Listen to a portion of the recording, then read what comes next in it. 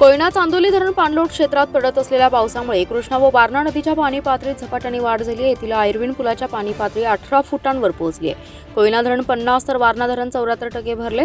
वारणा धरणातून 1582 क्युसेक विसर्ग सुरू आहे, तर अलमट्टी धरणातून 1.5 लाख विसर्ग सुरू आहे। दरम्यान सांगली येथील आयर्विन पुलाच्या पाणी पातळीत आणखी 2 ते 3 फुटांनी वाढ होण्याची शक्यता आहे।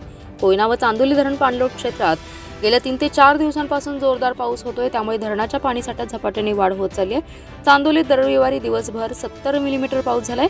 धरणातील पाणीसाठ्यात वाढ होते। सायंकाळी 25.31 टीएमसी पाणीसाठा झाला असून सरासरी 74% धरण भरले, तर कोयना पाणलोट क्षेत्रात रविवारी 80 मिलीमीटर पाऊस झाला असून 56.84 टीएमसी पाणीसाठा झालाय। धरण 50%वर भरले। वारणा आणि कोयनेत पावसाचा जोर वाढल्याने कृष्णा नदीच्या पाणी पातळीत वाढ होते।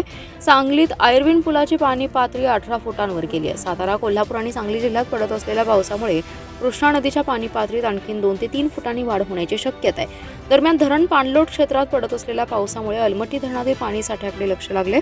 अलमट्टी धरणाची क्षमता 123.8 टीएमसी पाणी साठ्याची। रविवारी सायंकाळी 5 वाजता या धरणामध्ये 96,306 टीएमसी पाणीसाठा होता। धरणातून 1,50,000 क्युसेकने विसर्ग सुरू केलाय। दरम्यान सांगली शहर परिसरात दुपारी 1 वाजल्यानंतर पावसाला सुरुवात झाली। शहरासह परिसरात जोरदार पाऊस पडलाय। शहरातील प्रमुख मार्ग पाण्याने तर उपनगरीत चिखल आणि दलदलीत हरवले।